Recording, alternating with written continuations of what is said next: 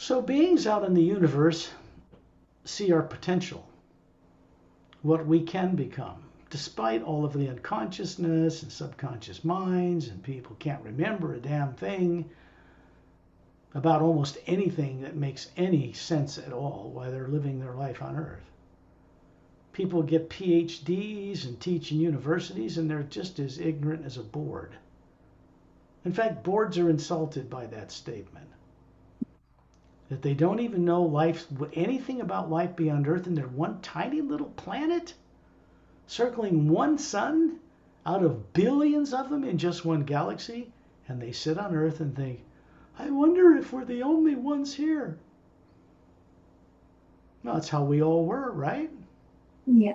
You didn't have much choice in the matter growing up. Your parents didn't either. But it isn't normal and it's not natural. But think about this for a moment. Why am I permitted to tell you this publicly and make this video a public experience for others that don't go on this journey, haven't been on it? Just the English journey. This is public worldwide. This is the only doorway through which this kind of, and I want to say information because this isn't about mindless information, data. That won't help you. Knowing the truth about interdimensional doorways or other planets or other beings doesn't help you. It's just information. Doesn't change your life. Doesn't free you from the subconscious mind. You do that when you go on the journeys beyond Earth's negatively impacted atmosphere. You can't do it inside Earth's atmosphere. It's not been cleaned yet. And the hue in the atmosphere, in the water vapor, and in the oceans is depleted for the most part. So there's not enough energy or buoyancy of the hue glowing in that chargeable system of H2O to get masses of people suddenly waking up. So things have to be done to Earth's atmosphere and its ecological environment along the way with having people co-creatively contribute to this solution, which is what you're doing now. So this statement, I will say this for future reference. Tuck it away as the Atma. It will come up again. Planet Archendra is not a planet in the Milky Way galaxy.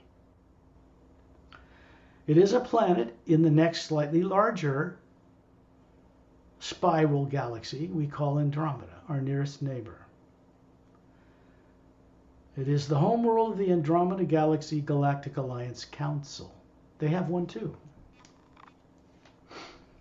They're a bit further along in some technological ways than the Galactic Alliance, but not by much. 500,000 years ago, we needed their assistance to get out of this dimension a white-ringed reptilian race that had snuck in, conquered a non-winged reptilian race, perverted them, twisted them, subconsciously deranged them, and then sent them on missions to start wars. Stuff that people can't even handle in their dreams. Took place 500,000 years ago. There is no war taking place out in space. There's no battles between worlds out beyond Earth. All the battles right now are on planet Earth itself, amongst its own people, all of which do not come from the same planet.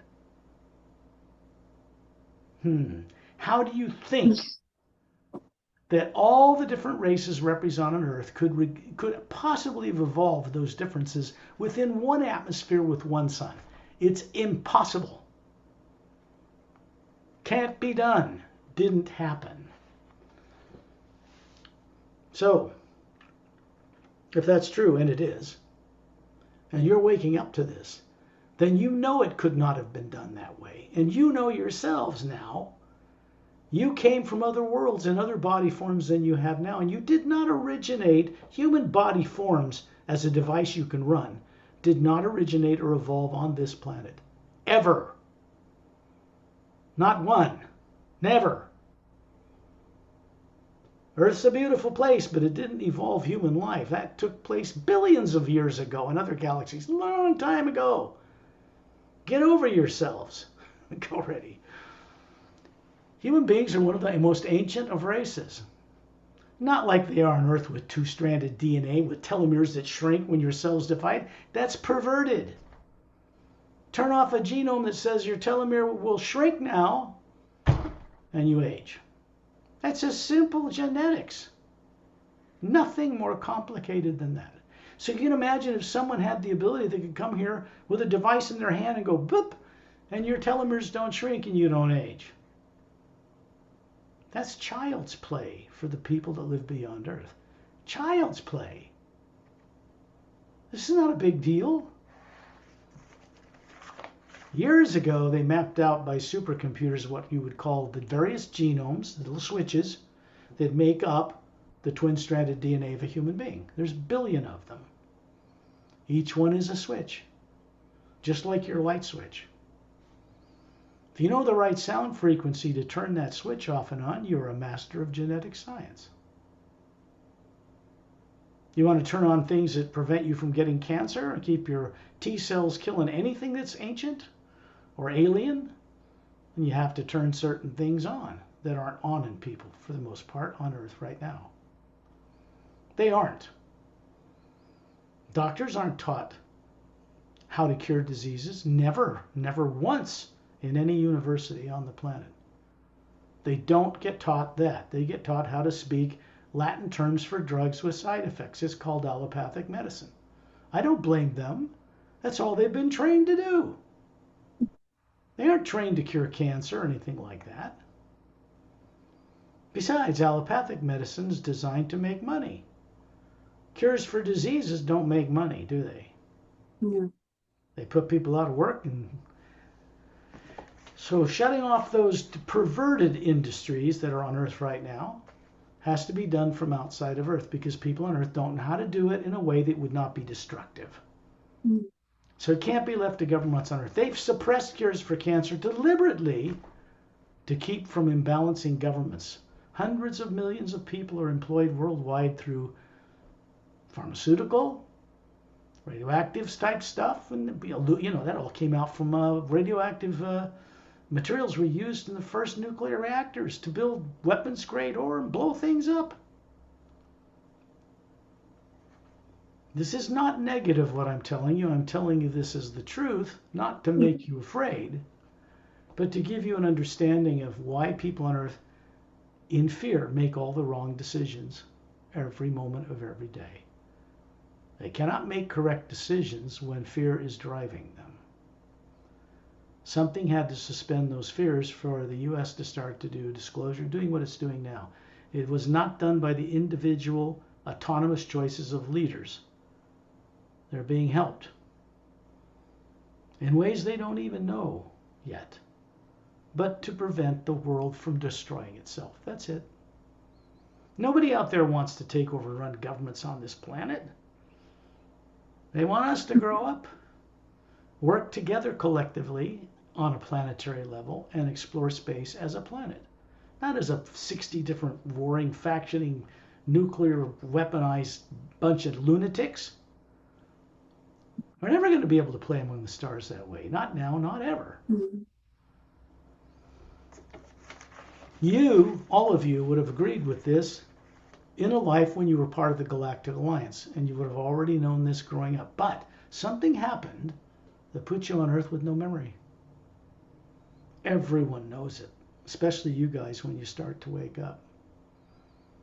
Because it becomes clear. You've known it all your lives. You just never had anybody actually tell it to you, mirror it for you, or show it to you. So you could grasp onto something with fellow beings and start to get a handle on recovery. That takes experience. There is no shortcut for experience. So let me ask you all, how does this planet Archenda strike you and the Galactic Alliance Council there when I mention it? For this part, your microphones are on. You can speak. You can say whatever you want. But I'd like it to be on this recorded journey that you're part of. I'm looking forward to going there, actually. Well, I'm not going to go to Archendra today, but you will at some point. Yes. The only reason I would take you there is if it benefited you here on Earth. Otherwise, why? Yeah. You said it won't benefit us now. Not really, because you've got to get a grasp on the Galactic Alliance Council on Zetronomy 1 in our own galaxy first. Before you start playing with other councils and other galaxies, you don't want to get like so stretched out in the universe that you can't balance your life on Earth. These journeys aren't made to imbalance your physical life, they're made to improve it. Not what people think. You don't go on one of these journeys and quit your job and smoke pot and drop LSD and drop your family and go live in a teepee and eat berries like a bear. That's not what these journeys do. They do quite the opposite. They help your physical appearance and actual experience change, evolve. Not in negative ways, for the better. Yeah. And you three and myself are involved in a responsibility to co-create your way out of this mess. You helped create it, so it makes sense that we are required to help fix it, right? Yeah. Right. That just makes sense. We come from Source. We're responsible beings. That's our nature, to fix things, not break things, blow things up. That's not our nature. That's reptilian twisted nature is what that is.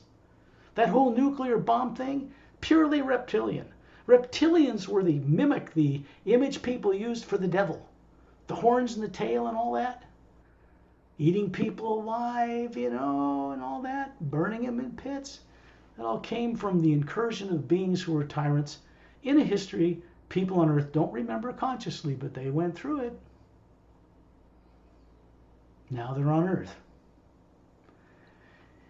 Earth is in a way a kind of a safeguard, because when you're out in the dream state at night, as you call it, exploring the multidimensional universe, which you are every night, gaining experience your whole life, and none of which benefits you on Earth if you can't bring it back to your conscious self on Earth. It's just subconscious. It's not brought here. What good is it to fly around in your astral body if you don't get to benefit from that here? Make sense? Yeah. Right. How does that benefit you? Well, it really doesn't. Makes you pissed off, gets you mad. That doggone, I can fly there, but I can't do squat down here. It doesn't help, it doesn't help. People could levitate. I came from a planet long ago called Telemidia. Way long time ago. Before the Galactic Alliance existed. On the other side of the Milky Way galaxy, third planet from a single sun, looks just like Earth. Pretty similar. People there in human forms levitate to get around their planetary atmosphere, like Etta and Din. Humans. Their bodies glow. It's different. There's stuff out there you can't even comprehend, can't believe.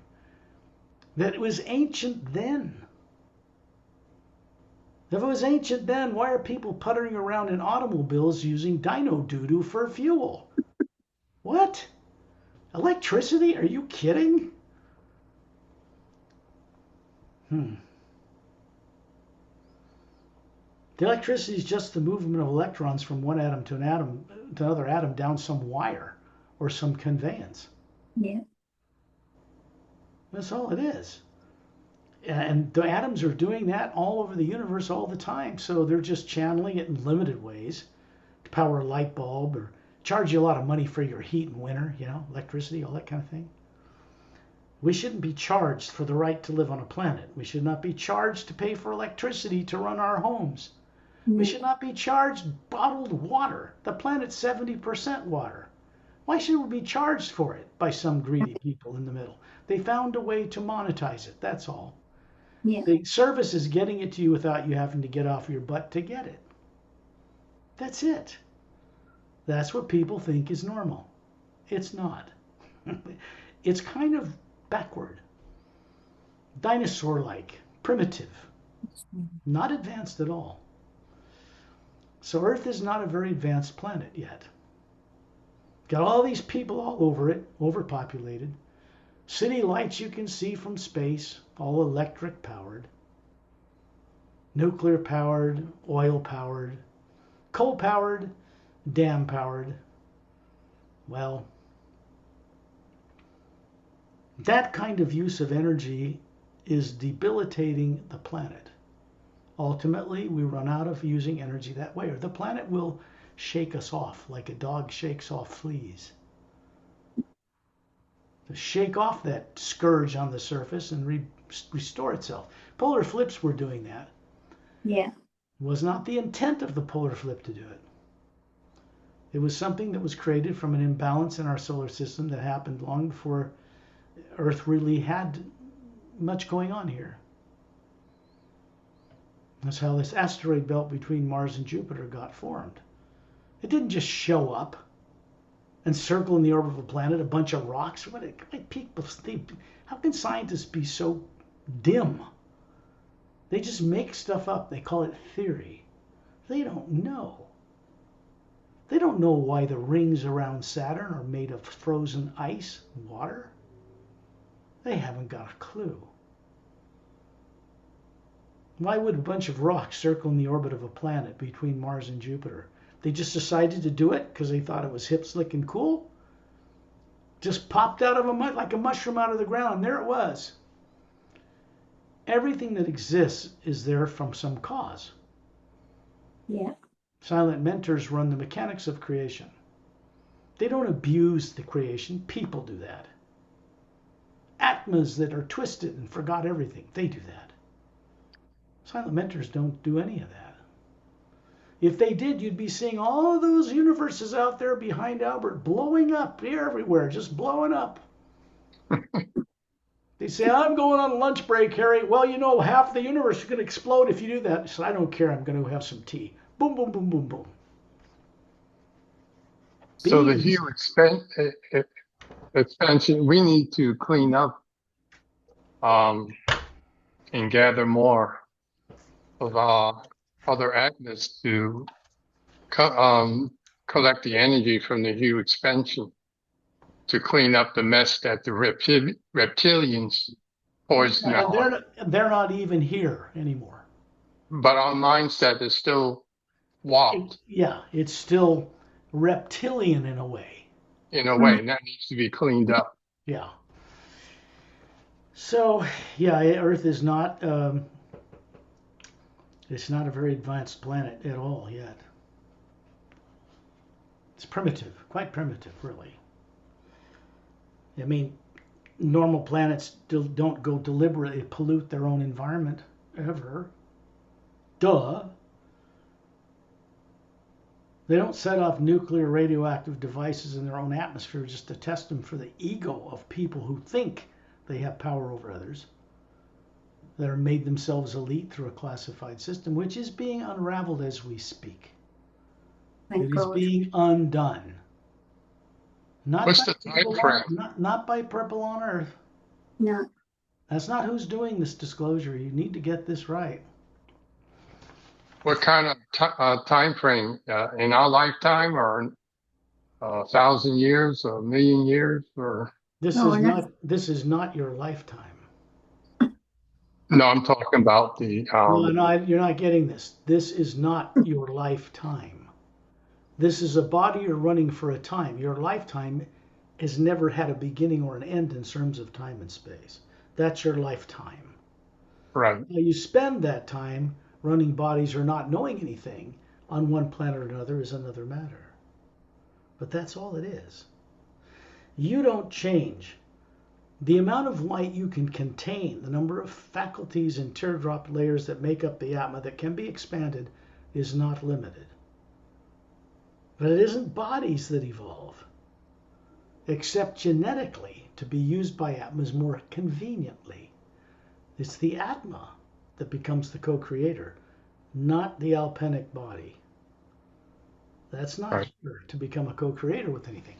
You, running it, are here to experience becoming a co-creator in one of the dark ages of a planet's history, which we're in right now.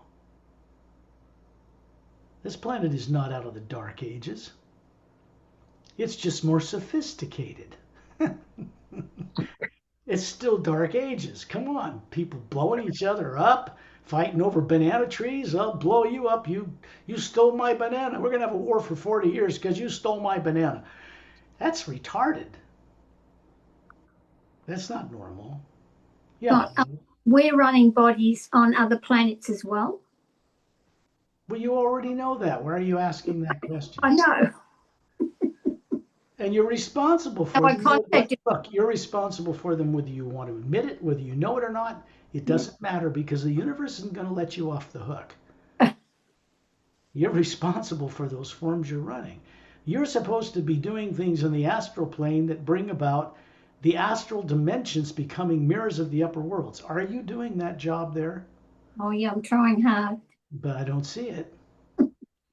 I don't see it taking place in the lower dimensions below the void anywhere. It's remaining the same way it has been for billions of years. Yeah. Stuck. Not moving, not changing. So the hue expansion ray is a derivative, or it comes out from the hue itself. The hue is the first sound, first word, if you want to call it that. It isn't a word. It's not a book. It's not someone's religion on any planet. It's the sound source from life, from the prime creator itself. It is a vibrational conscious energy that supports and is everything that little things float in, like galaxies. Galaxies are tiny little specks that float in this vast hue expansion ray energy. The hue expansion ray is a consciousness change in the core energy from source itself. Because then silent mentors can be motivated, and other beings, to start to correct this problem. To make the lower worlds of time and space, bodies you're running in the various planes, awake and aware of each other, and working in harmony to create new and better ways to do things. That is what we're supposed to be doing. People on Earth are not doing that. They're doing the opposite of it. That's entrapment. So they need to be at least given the chance to make decisions without fear, because when that happens, they'll make the decision quickly to have that junk erased forever. People have to be brought up to a point of vibration where they can at least acknowledge deciding to be free of it. Right now, most people are in terror of being free, in terror of confronting the supreme being they pray to by themselves directly, scared to death of it. They're taught if they're bad and they're born evil, you go before the supreme being, and if you are a little evil, you're going to go straight to hell with a pitchfork. People are taught this way. It's absurd. Oh, but my God is a loving God. Well, if it's a loving God, then why does it teach you to fear? Only tyrants teach that. Yeah. So, there's a lot of good people in the different faiths of the world that are just basically good people. There's a lot of bad people and hypocrites. It is not a normal planet. There's 2 attempts I've made to hire at great expense companies to market this work, simply ripped me off, or disappeared, or were blocked from doing so. Not by me. Probably by Satnam, but I can't prove it.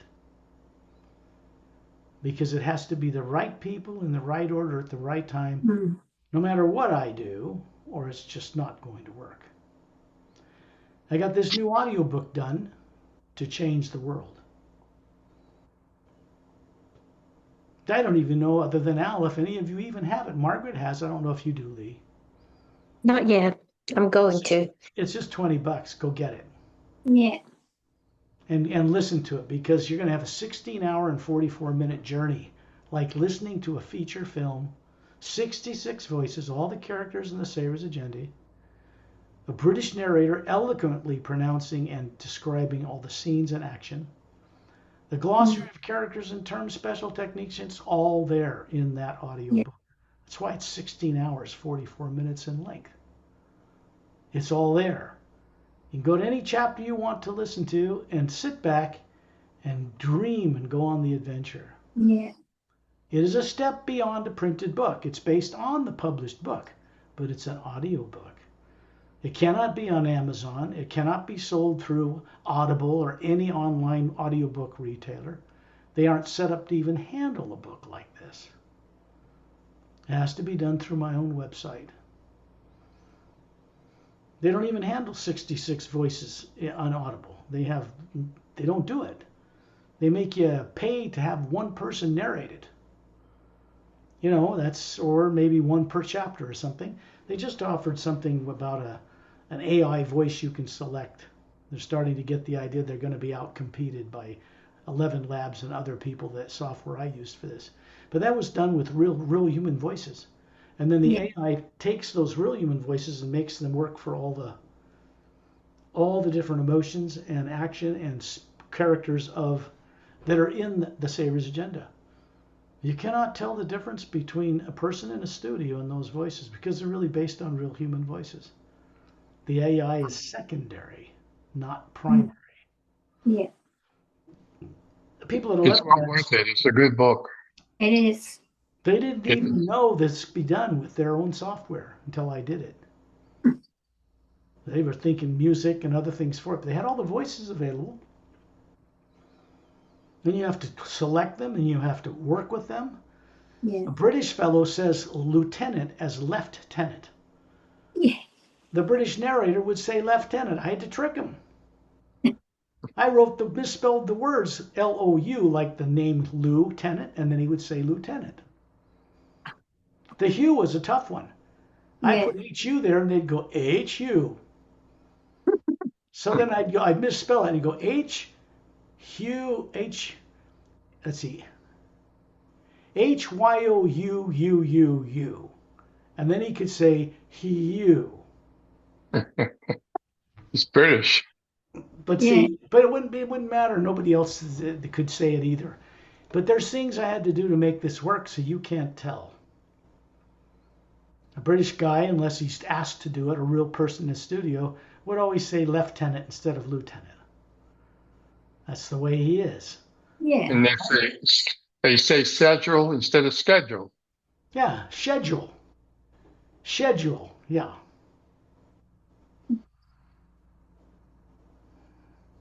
In Canada, they would say ZPM instead of ZPM. That's the module in the Stargate where their power source, was like the Atlanteans would have a 0-point module. It's a little package of subspace where they power all their stuff. Yeah. Yeah, that's just the way different languages are. English languages vary a lot, so you have to have a standard. I'm getting off track here a bit, but only for your benefit. Since there's only 4 of us, we might as well have some fun. It's actually your benefit that there's only 4 of us. So I brought up this. The Andromeda Galaxy. Well, This one.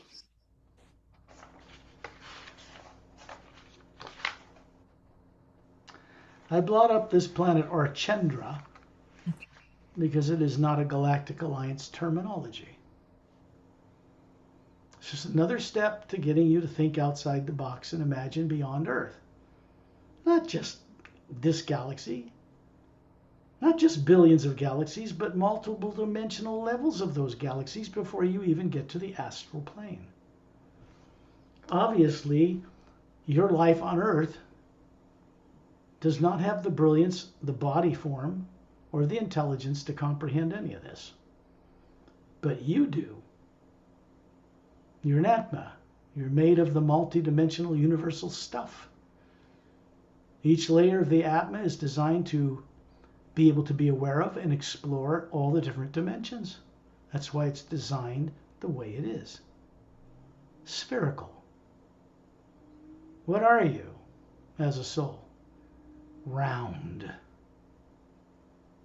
The soul isn't like an astral body with 2 arms and 2 legs and it looks human, but it's a little more transparent or glows or something. It's just as solid on the astral plane as this body is here, but astral matter is made of finer matter, a little more hue in it, so there are more abilities in that form than here. But you can't bring that here or take this there. They remain in their individual planes where their atoms and bodies are structured from that matter.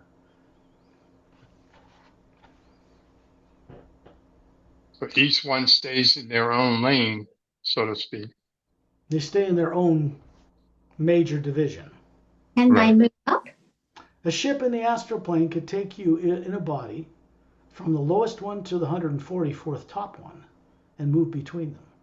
But it cannot go into the physical and it cannot go into the causal. Galactic Alliance spacecraft do not go up into the astral plane. Yep. Oceanians probably can do it, Opelum. Those are spectrum ships. They're different. The Say-Rays, of course, could do it in spacecraft billions of years ago. They don't need spacecraft anymore. They're evolved beyond the need for even having physical bodies. They can mock one up and run it around and introduce themselves to you and disappear. They put it away. They don't feed it. It doesn't go to the bathroom and none of that nonsense. Well, that's our potential. So revealing to you our potential is really what this work does. It is not being done anywhere else by anyone, anywhere on this planet. Especially real disclosure is not yet that far openly underway. Disclosure is about undoing a classified system. Undisclosing it is what disclosure is about. Weapons cannot be in a competitive nature for that to occur fully. Oh, we've got our own anti-gravity reverse engine. We don't want the Russians or Chinese having it and all that nonsense. There's just egos and fear running. The heads of those countries are running them through their own subconscious programs they don't even know they have. Mm. So how can you blame them? They don't know what they're doing. Right now we have, for a time, people being helped to make decisions based on common sense, which does not involve fear at all in any way, shape, or form. Which is why you're seeing these changes now. And that's not being orchestrated from this planet or its people. So we are certainly not alone, fortunately, or we'd all be looking for another planet. Like you did when Maldek was blown up. Where do you think you went from there? How about Earth? With the same tendency to want to Armageddon yourselves to be free. Mm. Didn't work then. It's not going to work now. Doesn't matter what you believe. You can't blow yourselves up to heaven. That doesn't work. Nobody wants you up there like that. Why would they? Of course they wouldn't. So we go on these journeys for one reason: to provide you with experience. Some people, we won't mention any names, think that I should be providing you with a jewel or a gem or a pendant so you can wave it around and transform yourself. There is no such technology on this planet. That's Galactic Alliance territory, and they are not going to bring it here and give it to people who want that while they sit on their butt and won't change. They want it done to them. They don't want to actually change themselves. They want it done to them. That's brainwashing. That's mindless entertainment. People on Earth are saturated with it. And it doesn't work if you want to wake up. That stuff is turned off first on these journeys. Not by you. Not by me. That's by Galactic Alliance personnel who volunteer to do this while they're going on the journeys with us for their own benefit. It's a piece of cake for them. So that you can get your fears turned off you don't even know you have still. And not just primary and secondary implants. More than that. Deeper than that. Further back than that. All the way back to source. The problems began when you started playing with bodies in the etheric and other places, all the way down to Earth. Limited So, body Scott, forms that people began to identify with too strongly until they couldn't figure out they weren't the forms they were running, even on the etheric plane. You're running a transparent body. It's basically eternal or free from anything you can conceive of on Earth. But it isn't who the being is that's running it. They're stuck there too. So disclosure is about revealing to people and having that life come to this planet openly. That's disclosure. But it's much, much more than that.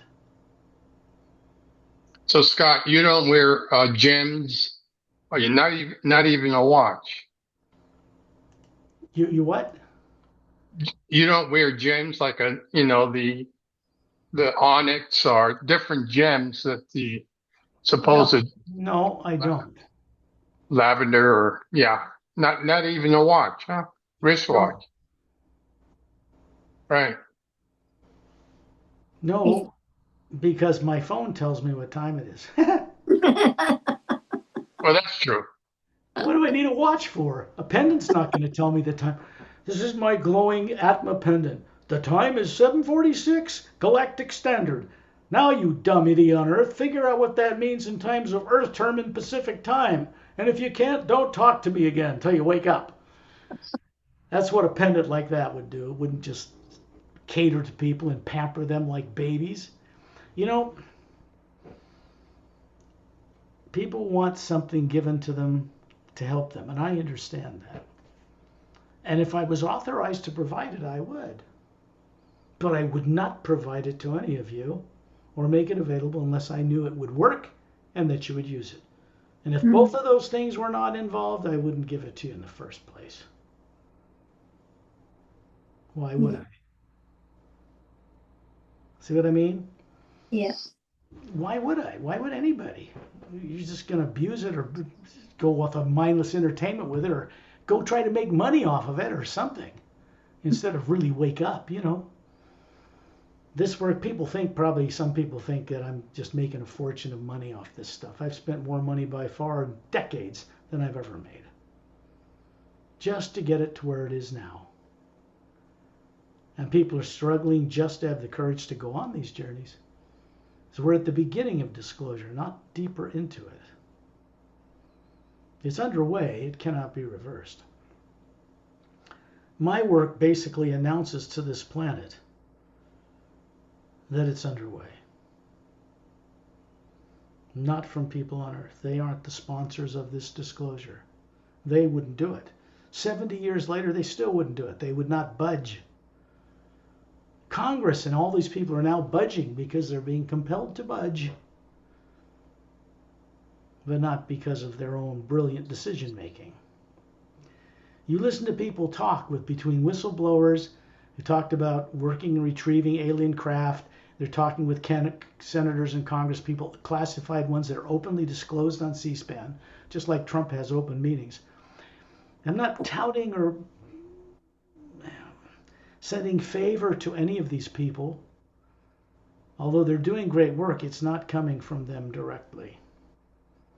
It's being motivated from beyond the planet for everyone's good here, including theirs. It's a good thing. It's not here to insult anybody. It's here to help them from destroying themselves, and that's it. No ulterior motives. That's how people on Earth think. There's no race of monstrous beings out there. Galactic Alliance going to come here and bomb us and take us over. They could have done that decades ago, thousands of years. They could do it now. There wouldn't be anything people on Earth could do to defend against it. They just shut their computers down from space and it's over. Done, finished, through. No war, no bombs. Just close down their satellites, shut everything off, have their nuclear bombs disappear, send them all into the sun and melt them back into hydrogen explosions. Just destroy them all.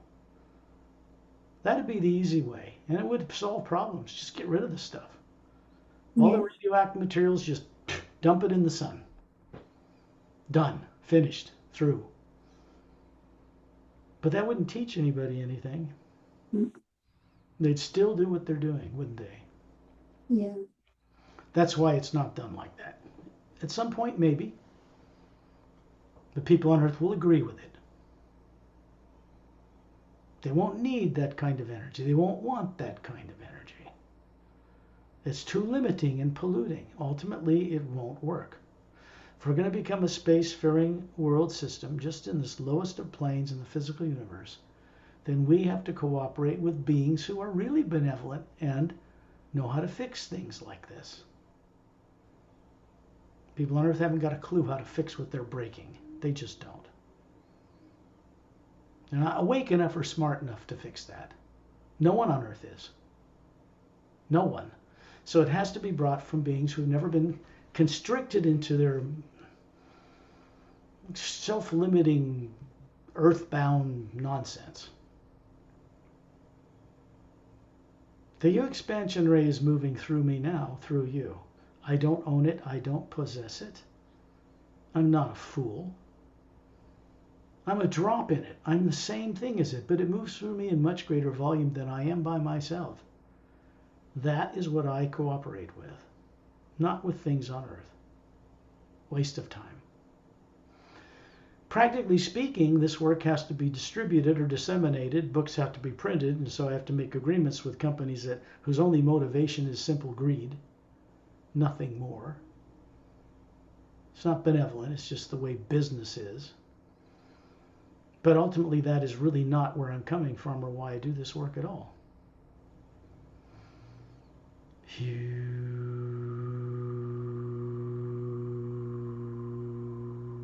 That is not my hue. That is source first sound. It has a sound in Earth's atmosphere, if you can hear it. It has a light that you can see, if you can see it.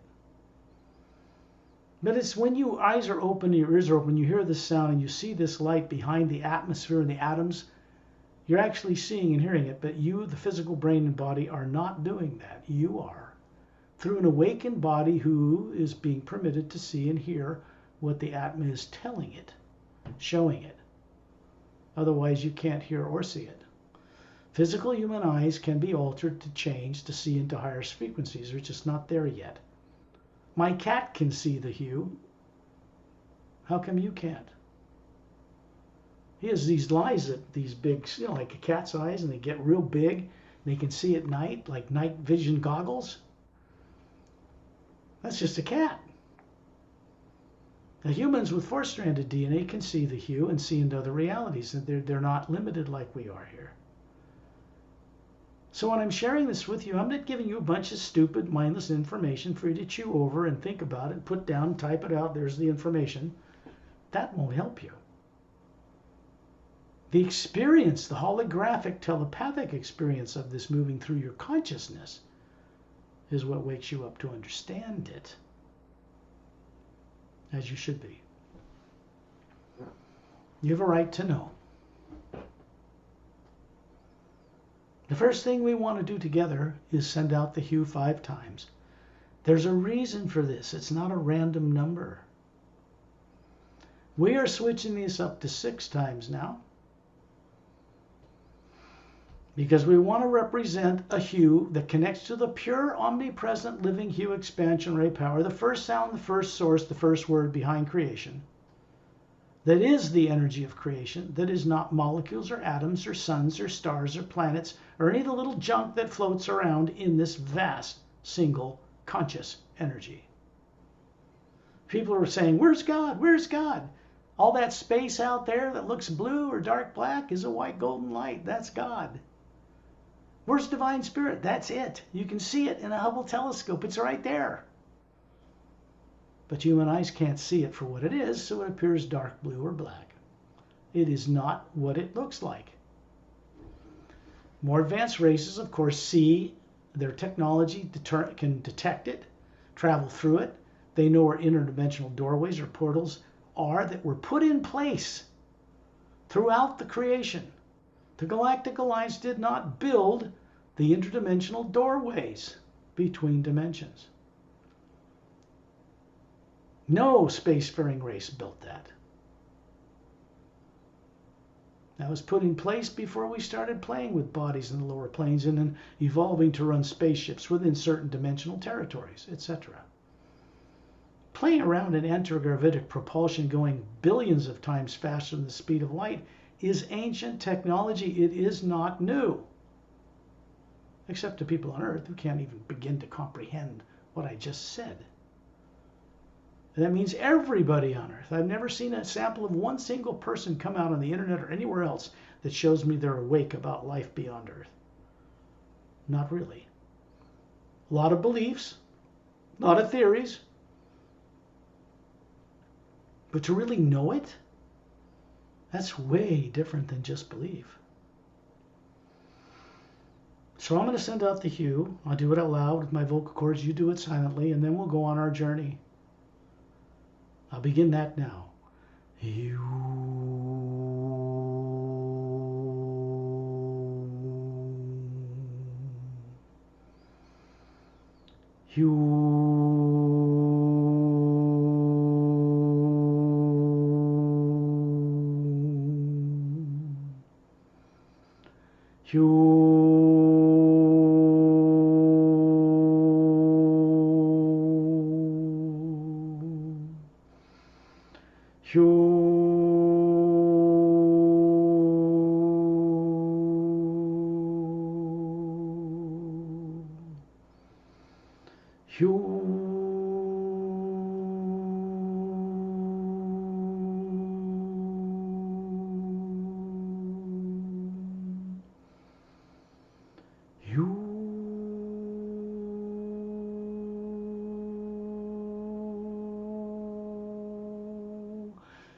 And we're connecting into the hue to the void. 6 hues, one for each major division.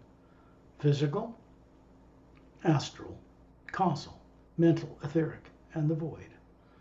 When it connects into the void, we're into the pure hue. There is no negative nature, atoms, or molecules in that energy. There is no negative nature, atoms, or molecules in the energy of space that little galaxies float in. People in their massive misdirection bring that kind of stuff in the field of energy around the being out in space, even as astronauts. But they can't project it into the space itself, what they think is a void. It does not accept such things. You cannot program that energy between stars with negative things. You can't send telepathic holographic negativity into it. You can send a radio frequency out in space, but it does not go out into the space. It stays within its little beam. Goes from here to there. It does not get saturated into the space on its way, either direction.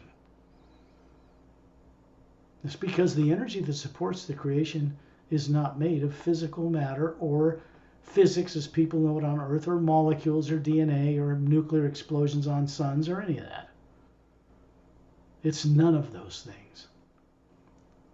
And is the infinitely vast in size, that energy, beyond any of the different things that float in all the dimensions below the void. When you imagine going to the store, who or what is doing the imagining? On Earth, you are misdirected by misdirected people from fear to believe that it's coming from your brain. They still don't know to this day and cannot prove where in the brain imagination comes from. It's theoretical. They do not know. And if they did, they would not be able to access it, to influence it, because the imagination, your ability to see into the universe, is not generated in the brain at all. This is hard for people on Earth to understand, because they've grown up thinking they're a body and they've got a soul somewhere else, some other place. That's the body thinking that it has the authority to go tell the Atma what to go do with itself. Doesn't work like that. It's backwards.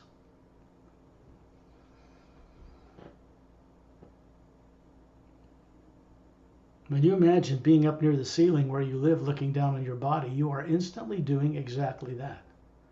But you're not doing this alone. Fear would keep you from it. Galactic Alliance couple like Shantiel, Tonaltiel, and Dantam Lamtam are there, and many others. There's a couple assigned to each one of us. In my case, it happens to be Satnam and Torellian.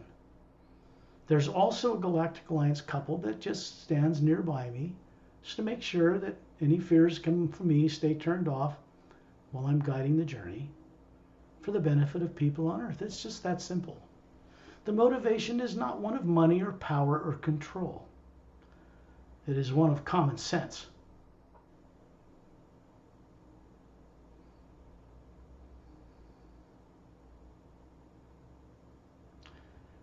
When you're looking down on your body, you are a spherical being.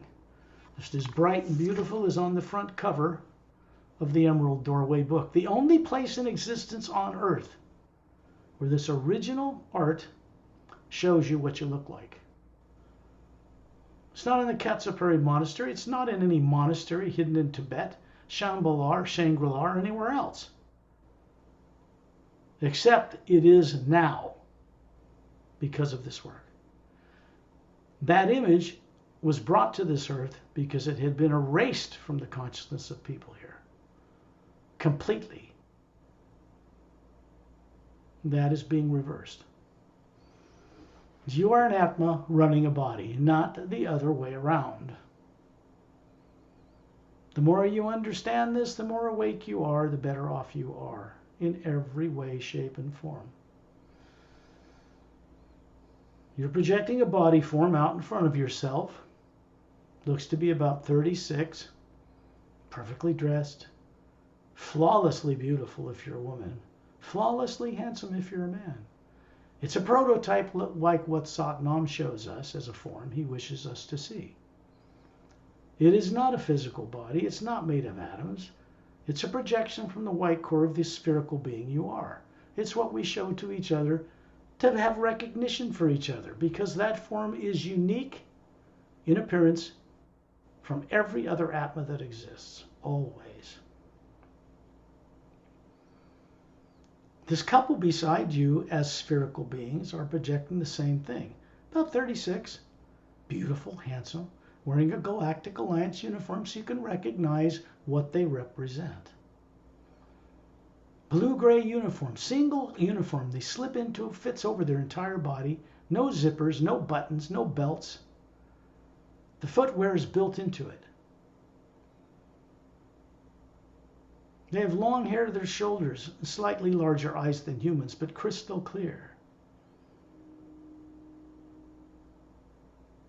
Galactic Alliance symbol on their right chest area. Silver golden galaxy like the Milky Way. Four-sided golden pyramid, quartz crowned. Above the apex of the bulge of the galactic symbol. And above that, 3 cobalt blue stars in triangular formation above the apex of the pyramid. That is a symbol for the galactic interdimensional alliance of free worlds, and it's there for a reason. It has purpose. The stars, the 3, represent, can you imagine what they represent above the apex of a pyramid?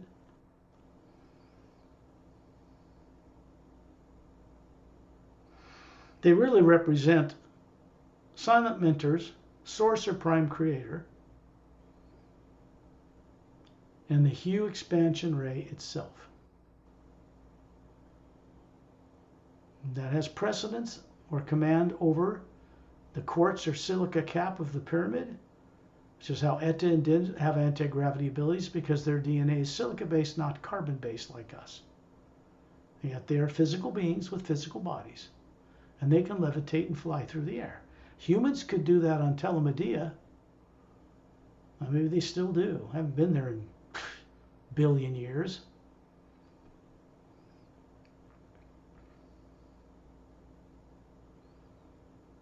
Maybe perhaps you can begin to imagine now what I had to go through in this life, alone, solo, to recover all this, to share it with you for your benefit. Because recovering it has no value whatsoever unless it's shared for the benefit of others. That's our purpose for returning home, to share. People on Earth are not doing that. They have not returned. You didn't either. Billions of years. This has to change. There's a white golden light of the hue expansion ray flowing down through the ceiling where you live. It grows brighter and you're suddenly in outer space, in a circle of beings around Ambassador Torellian.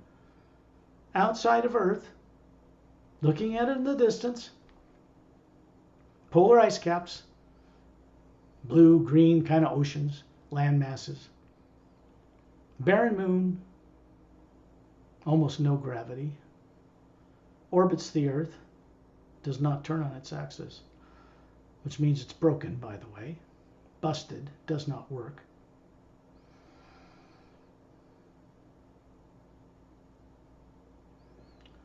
And there's a white golden light out here.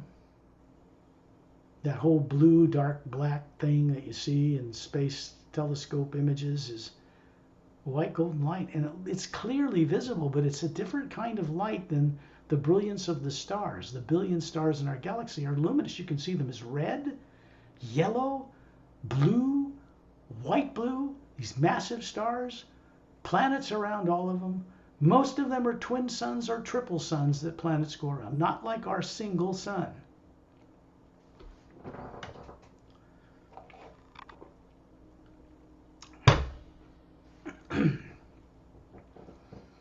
Obviously, the direction of these telepathic journeys are to help you rake up the science and technology that was natural for you to understand universally before you got caught and put on Earth. Because knowing this about the way the universe works allows you to travel through it. Not knowing it does not permit you to do so.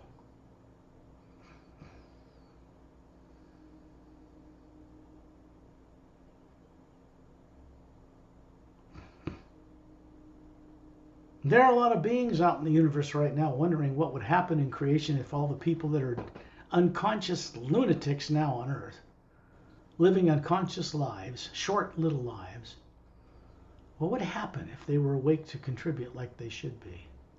Most of whom came from the Galactic Alliance originally anyway. So why not wake it up? Duh. Yeah, common sense.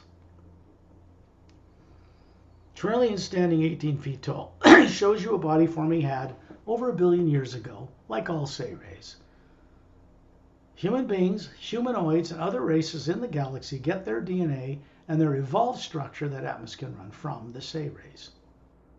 They were advanced genetic scientists billions of years ago. They mapped out the genomes on their 12-stranded DNA before they even built forms like us or contributed to mammalian forms that were evolved by them with their own DNA, so those body forms could be run by higher, more evolved Atmas to gain experience in doing their job in the various dimensions, which of course we know they aren't doing.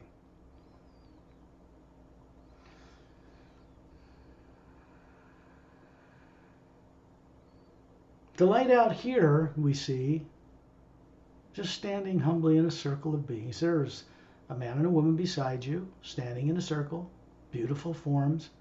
All three of you are spherical Atmas hovering above the forms you show each other. Torellian's a spherical Atma hovering above the 18-foot tall body he shows us. Closed fist, thumbs up, foot thick golden white light around him, brighter than the white golden light of space. Above him, Eta and Den, master teachers, Drens, not human. Above them, light C. He only has a body in the etheric plane and works in the Hue Expansion Ray Academy as an Atma. He is a very advanced master teacher. Above him is Sat Nam. Why Sat Nam chooses to show his form to us in the physical, below a doorway that goes above the physical into the void, I don't know. Except this began after I started co-creative work with him. It isn't for displaying such things to a bunch of unconscious people who wouldn't be able to appreciate it if it was thrown in front of their face. Not yet. So he's standing there with his 6-foot-tall, kind of bronze-skinned body, bald head, gold eyes, not yellow, 2 gold bracelets on each of his upper arms, strongly built, ripped, you might say, bare-chested, white tunic dress from his waist to just above his bare feet, and this brilliant sphere, Atma, hovering above him. Just below a massive, hourglass-shaped, golden white, whirling clockwise vortex, an interdimensional doorway, instantly projected here by him and Torellian, myself and others. It bypasses the lower planes of time and space to connect into the pure hue energy of the void, where no negative nature may enter, ever. We do not take physical, astral, causal, mental, or etheric bodies into and above the void. They cannot go on the journeys. You, the being running them, can. So before we go on these journeys, you should know now that those bodies are asleep, standing up in general, on each plane, much more evolved and luminous environments than you have on Earth. And they're asleep in the trance state, just like you are right now.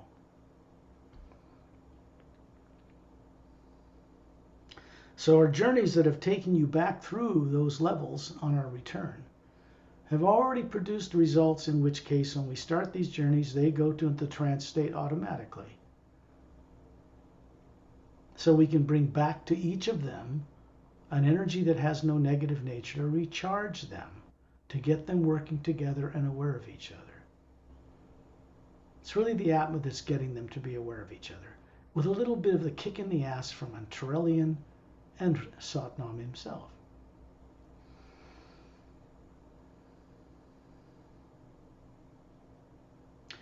Satnam is a god, if you will, beyond any gods that are worshipped by people on earth or that they know of. Yet he doesn't demand this worship. That's not his function.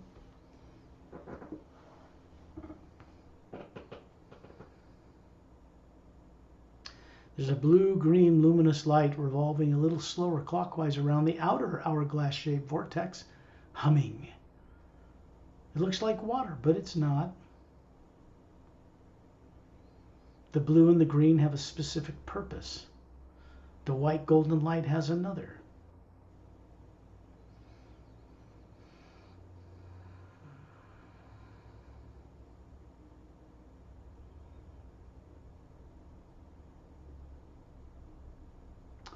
There are other master teachers, Master Ramu near Earth in the circle of beings, Master Opelum to my right, opposite him out in space further.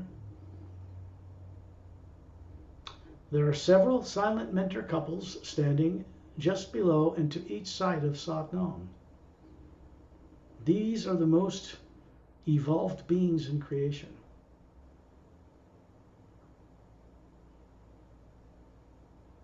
From left to right, man, woman, man, woman. Blue gown, single, sheer gown. Green, yellow, lavender. Long hair of different colors to their shoulders, different colored skin, perfect, of course. White light for a face, no facial features. And above each, a more massive Atma hovering there, 4 times larger in diameter than us, twice as many teardrop-shaped colored spectrum faculties or layers. These are representatives of the top silent mentor has sent here to escort us up through that vortex. They do not mix it up with us down in Earth or on its atmosphere. They're here to escort us to a place where no negative nature exists, because they will not rub shoulders with us anywhere in the lower worlds of time and space. Their energy is too powerful. It would fry your body to a crisp. It disintegrated instantly. They aren't there to guide people individually like master teachers. They're there to run the mechanics of creation. They have unlimited power and unlimited freedom. They don't and cannot abuse it. They are not fallen angels or any other nonsense.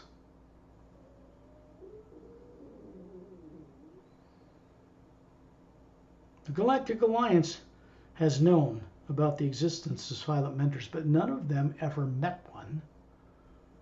None of them ever associated with him until they started going on these journeys. Hopefully you can understand this. This is for their benefit too. It's also for the benefit of the silent mentors to evolve a little differently than they have in the past. And it's for us to evolve differently than just being an Atma. We have master teachers on one side, silent mentors on the other, and we're smack dab in the middle of the energy moving through us. This is experience. This is how this works.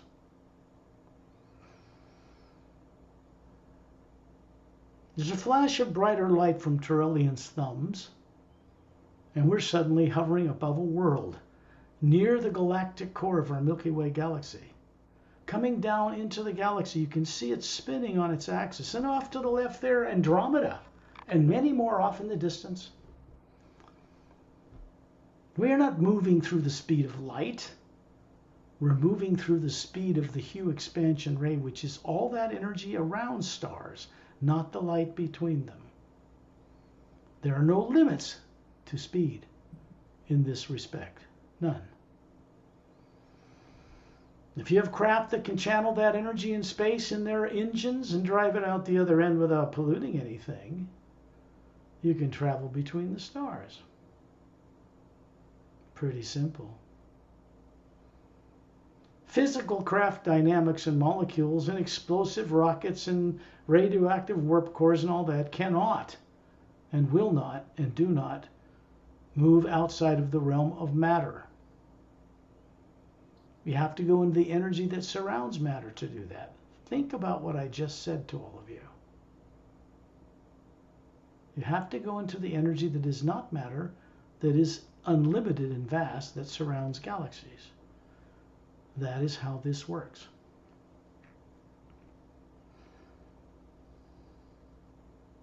If you don't have a science that incorporates the Hue into your machinery, it will not take you far beyond what the limits of the speed of light are with physical eyes.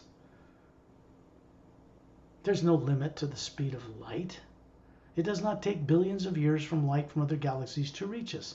That's just a physical brain and body mentality and eye limitations determining that. It's not truth. The energy that moves between galaxies is not physical light. And it has no such limitations.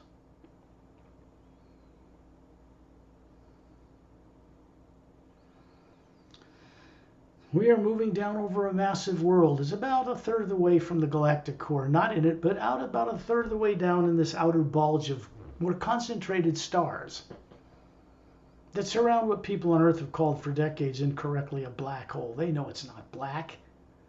It's a doorway. And it's not black. It's a white, powerful golden light moving up and down the axis like a shaft. It connects to other realities. It's a concentric generator. How do you think energy from a higher dimension is going to get down in the physical universe? It doesn't go through the core, the doorway of the axis of a galaxy. Think about it for a moment. An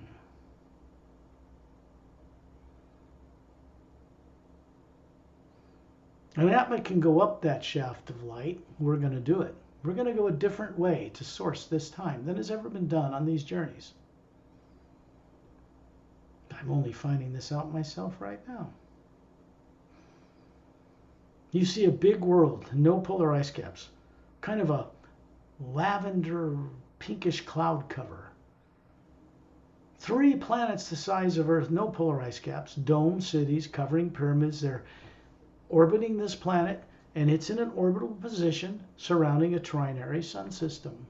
3 suns, 1 big central sun, a very big secondary sun, not as big as the big one, and usually a smaller, either a red dwarf or another sun like Earth size of Earth, maybe even larger, like maybe another, well, it depends on where it is and what it is, but as we move down through the atmosphere, you can all tell that the water vapor, H2O in the atmosphere, is individual water is glowing. The individual water drops in clouds are luminous. They're charged. The H2O, the hydrogen and oxygen as gases, whether they're combined to water or not, are still basically gases. And it can hold the charge of the hue, kind of a certain charge, keeping it glowing like ions in the atmosphere. As the energy moves through the water, it keeps it charged.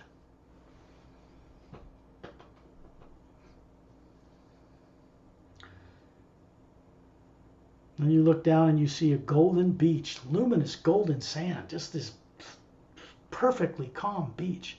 Huge curved beach off in the distance, northwest, west on this planet. Not only is the sand glowing, but the water is a golden color and it's glowing too, a foot above the calm waves. You're looking down on a Zetranami 1, the central governing complex near the equator.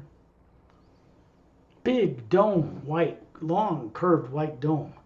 White stone with little sparkles of like formica in it glittering. It's translucent so you can see images inside it.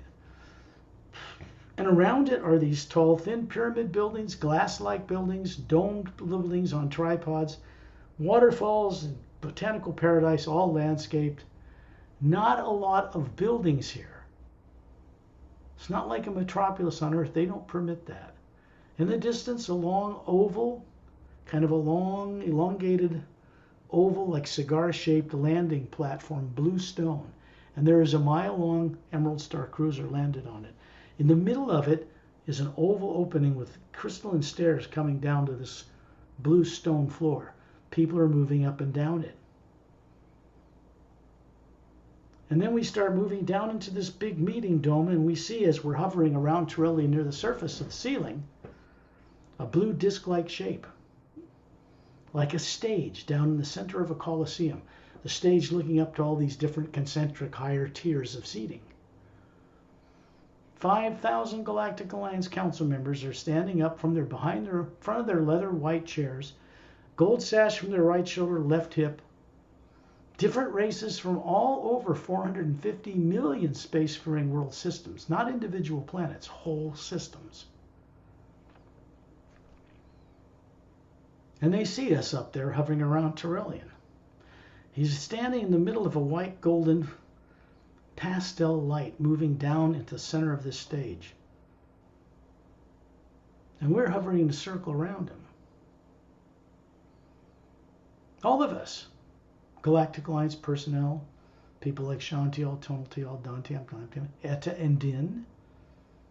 Lightsea, still here, even up outside the dome.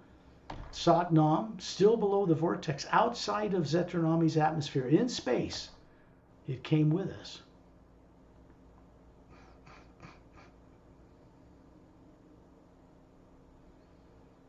He opens a big book. It appears in his left arm. It's under his whole arm. It's just like 6 feet long, 4 feet wide. Remember, he's 18 feet tall.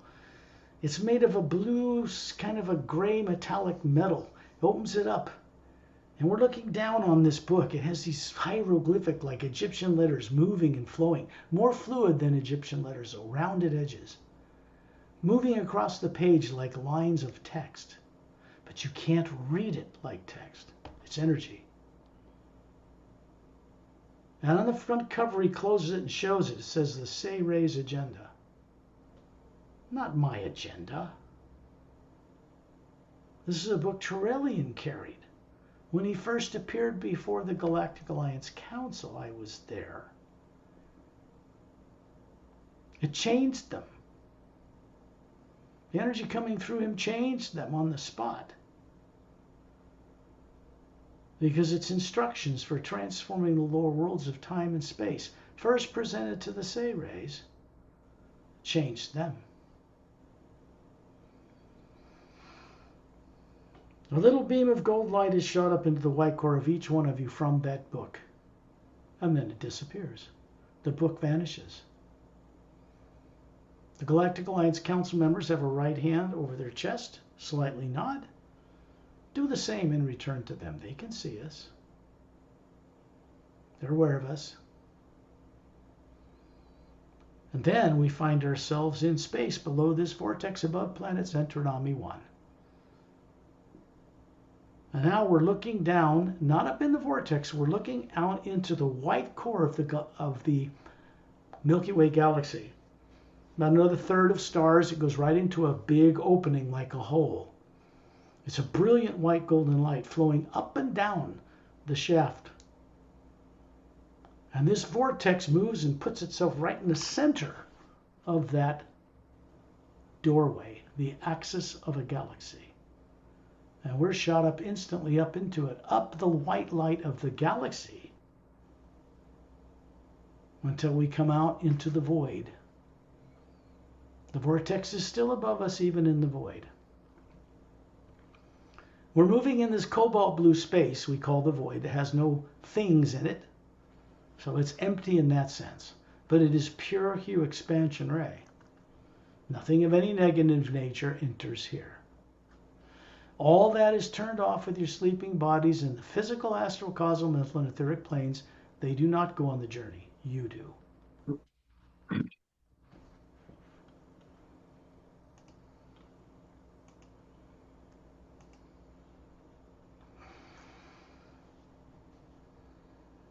When we come out the other end, we're moving at high speed in a circle of beings with an oval golden light around us projected from his hands, like the hull of a spaceship. And then we're coming up to, appearing in the distance up ahead is a diamond-like luminous beach, vast.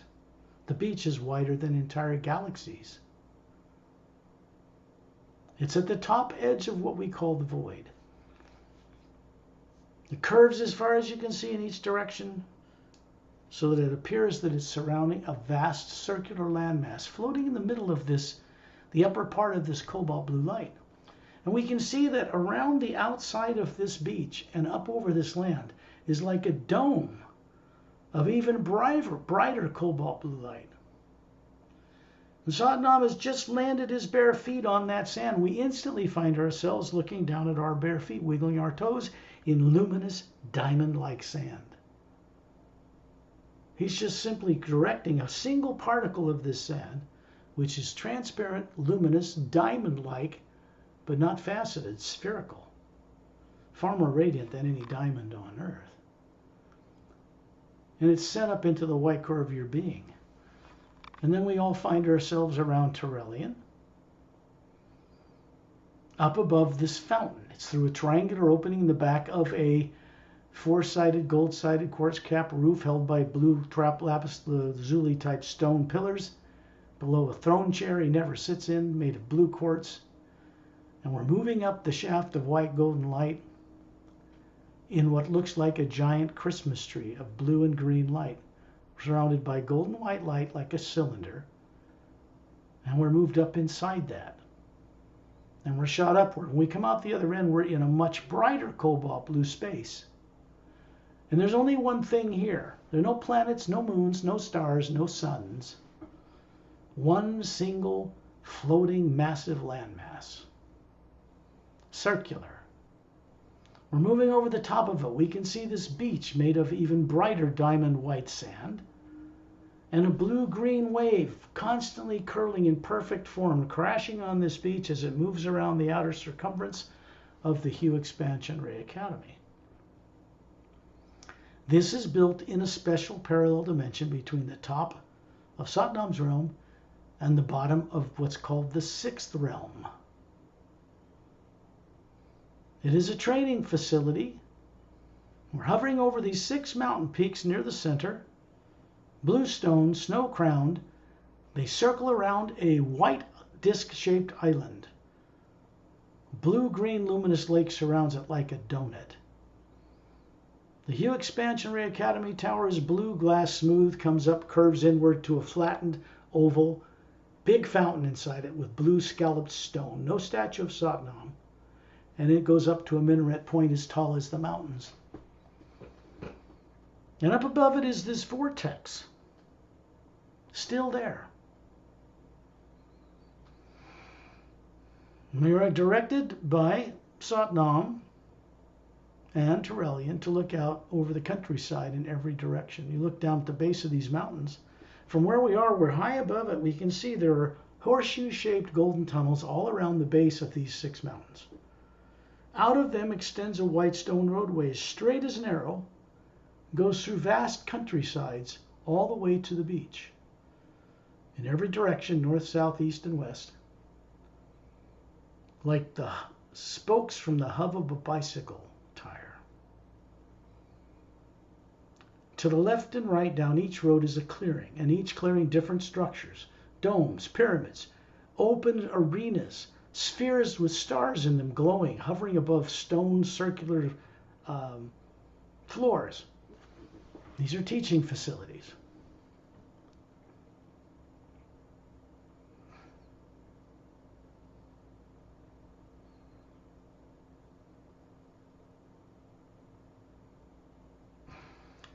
In the distance, you can see what looks like an ocean surrounding this landmass. It's a little darker in color than the atmosphere, but everything here produces its own light, including you. There's no need for lights or suns or explosions or like nuclear bombs going off on suns to radiate light into a otherwise dark universe, which we know is not dark actually. That's for bodies and physical forms to have life survive. Machines, biological entities, that kind of thing.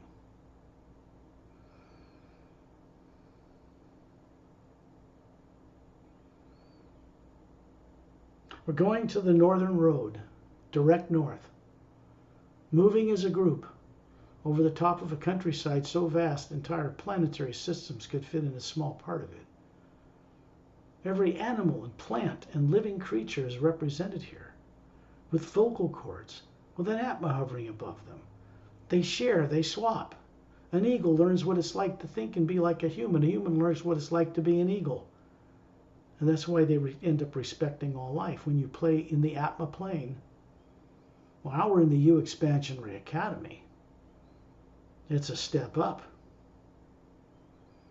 We go down the northern roadway and come out offshore, and out in the distance is a dome, single clear, perfectly curved dome, covering 3 golden-sided quartz-capped pyramids surrounding a single fountain, blue stone scalloped, Christmas tree light, blue-green light, running up and down it, constantly moving with a golden shaft of cylinder light down around it. Same as the blue-green light that surrounds the vortex, the hourglass-shaped vortex, connected to such places. The sound is humming, the high note of a flute, and a hauntingly beautiful melody.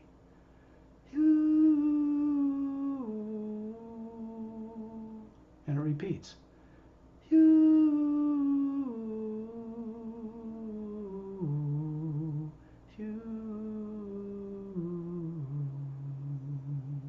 I didn't make it up. It sounds like millions of women, beautiful voices singing this.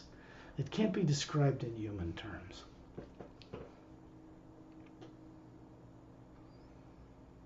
And then we're suddenly up above this dome, and we look out over this massive area. We see there are 12 such domes in a circle offshore surrounding the Hugh Expansionary Academy. We can see 4 other teaching facilities down the middle roadway in each quadrant, each quarter. 2/3 of the way towards the coast, there's a right turn, all 4 of them, and a clearing. Those are silent mentor teaching facilities, north, south, east, and west. But we're going to this one that's offshore, and then we're suddenly surrounding this fountain, surrounded by these massive golden-sided quartz-capped pyramids. The fountain is a shaft of gold light coming down into it. And Torellian is standing up inside it. I am standing up inside it. Satnam is standing up inside it. There are 2 couples that we first met out in space before we went up through the vortex above the galaxy, up the shaft of the axis of the Milky Way. They're hovering outside this device, this doorway, this channel of this fountain. And there's an energy coming from their face, which remember has just a golden light, no facial features. Above them, the Atma. There's a shaft of light coming down to each one of these 4 beings. It's moving into Torellian, myself, and Satnam, and then it's being projected into all of you in a circle around this fountain. The real you, the white core of your being. What it's doing, I can't say, but it's doing something good.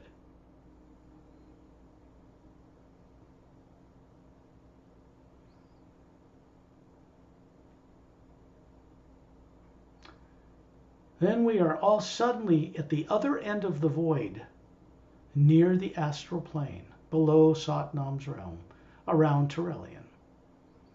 It's a flash of white golden light. We're instantly transported there. What you see is an energy barrier like an aurora borealis, multicolored. And we're going to pass as Atmas right through it and enter the topmost height of the etheric plane.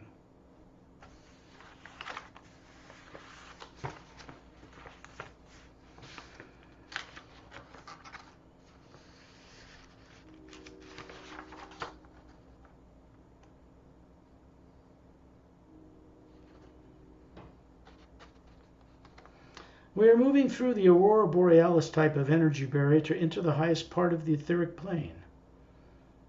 We see massive, transparent, luminous continents, thousands of them hovering in cobalt blue radiance of the etheric plane.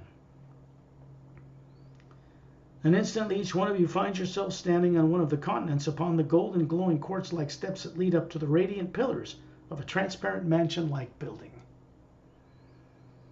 You are well dressed, but your form here is transparent, with radiant energy centers visible through the transparent skin of the body forms you are running here. Sadnam and Ambassador Torellian instantly appear beside your forms, every one of you, all four of us. They are in the trance state called sleep.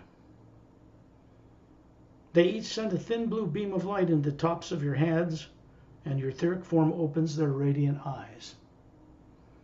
You each discover you are the Atma hovering above your etheric form, and this compels your etheric body to gaze upward beyond the void and up above it to Satnam's realm. And above that to the Hue Expansion Ray Academy, then to Source itself. Then this form is compelled to gaze down to behold your mental body in the 444 dimensions below the etheric plane, asleep. You are instantly each standing on the luminous blue stone steps leading up to the open circular doorway of individual homes that cannot be easily described in comparison to most wondrous mansions back on Earth. The materials here are far more brilliant, with faceted gems of many colors embedded in the ivory white walls. Satnam and Torellian instantly appear standing beside each one of you simultaneously to awaken your mental body form. It opens its eyes and is compelled to gaze upward to see the etheric body gazing back down at it, the mental body you are running. The spherical Atma you are is now hovering above the mental body form you run here. Then this form is compelled to gaze downward to beyond the causal body you are running, that is asleep, standing on one of 1,000 of continent-sized islands, surrounded by wondrous calm blue luminous oceans.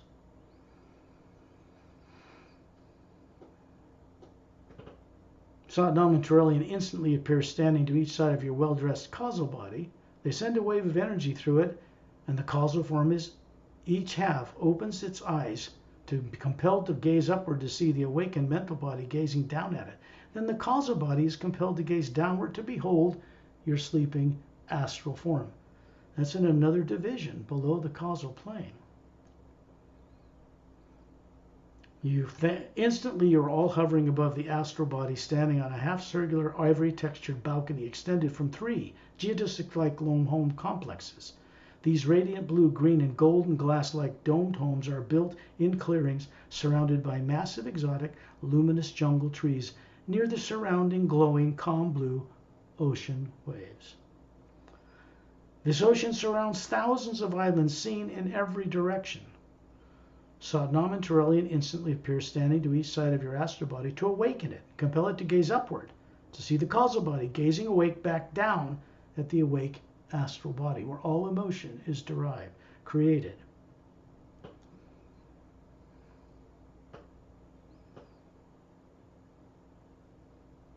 The astral body form is compelled to gaze down at your physical body on Earth that's still in the trance state called sleep. And we simply vanish to find ourselves standing in a semicircle along the Half Moon Bay-shaped glowing emerald green sandy beach near the southern pole of Earth as it is in the third higher parallel dimension of the physical universe. Ambassador Torellian is standing 18 feet tall, up to his knees in the calm glowing ocean waters by the emerald green sandy shoreline. The single snow-crowned mountain with the massive luminous blue-green waterfall roaring out of a cavern opening 2/3 of the way towards the summit, and the huge clear dome over the 3 golden-sided quartz-crowned pyramids in the lower left plateau is visible several miles away beyond the tall, luminous jungle trees. And we simply vanish to find ourselves floating near the ceiling of the homes where we live on Earth. The wondrous kind Galactic Alliance couple, hovering as the Atma above the body forms that look human, smile at you and vanish. They are waking up their bodies from egg-shaped blue cushioned chairs aboard the Emerald Star cruiser stationed in the ice rings that circle the planet Saturn. The golden white light of the Hue expansion ray we brought back to us from source, from the Hue expansion ray academy, is flowing down through the Atma you are and out through the walls of your home. It continues out into the huge charge depleted H2O on Earth's atmosphere and oceans to beginning to recharge them. You are taking part in this.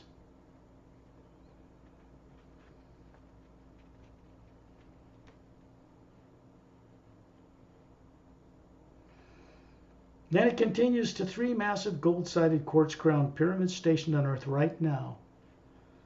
One is located at the bottom of the Atlantic Ocean. One is located at the bottom of the Pacific Ocean.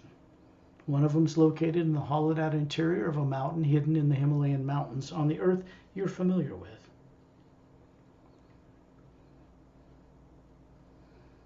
The Hue beams flow out of all 3 pyramids to join together into one more massive beam, flowing into a more massive pyramid stationed between 2 stable asteroids in the asteroid field that orbits the Sun between Mars and Jupiter.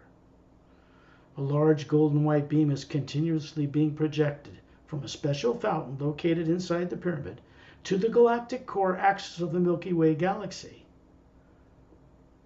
where we went up to go up to the Hue Expansion Ray Academy in Satnam's realm.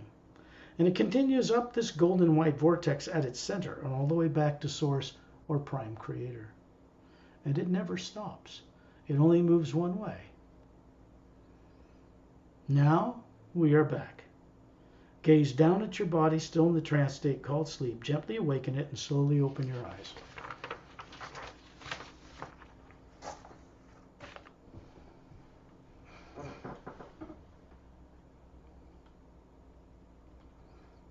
And when you're back, turn on your microphones if you would be so kind.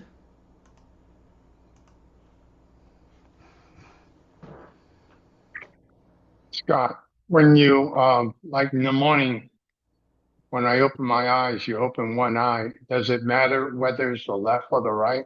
No, does not. Okay. As long as only one eye opens. Otherwise, when you open both, it grounds you to the physical consciousness, and that thing you're bringing back is cut off. It's a natural thing. You open both eyes, you close both eyes, your inner vision's connected to the Hue. You open both eyes, it's still connected to the Hue, but your consciousness is focused on running your body on Earth. You'd have to close your eyes and go back and go get it and come back and open your eyes. Now you can do that. We do that on these journeys. So there's the part of disciplining yourself to train yourself to recover the ability to control your body and what it does by opening one eye, so your inner vision is singular. Then when you open the other eye, it becomes biscopular. 2 eyes to balance movement, depth, perception, and all of that. And since you're used to going unconscious with the body when you put it to sleep at night, when you wake it up in the morning, you're used to going unconscious then too. It's the same thing. So you could go into a kind of an exercise. Let's say you woke up tomorrow morning and you didn't know, you opened both eyes. You go, oh, darn. So you close your eyes again, go into the Hue, and try to get one little piece of memory, one little piece of vision, or something visual you saw, and then review it. When you're done reviewing it, like playing back a recording, then open both eyes, and you'll still have that memory intact. It takes a little work, but then if you grew up doing this normally as a child, it would be effortless, wouldn't it? You wouldn't even think twice about it. Fear and doubt and I can't do it, these are all programs that say, you can't do that, don't wake me up. I'm in charge, I'm the body, you're the soul, I'm keeping you in the back pocket. That's just a bunch of programs. You're supposed to master them. Okay, it's just us. We got questions. I'm going to bring this to a close. I think our questions and answers should be private. I want other people to go on the journeys, not just get mindlessly entertained, listen to mystical, cosmic answers to questions that they're only going to find here. But it doesn't do them any good if they just see it superficially and don't go on the journeys. I keep telling everybody on Earth this. It doesn't work that way. You got to participate. So I will bring this to a close.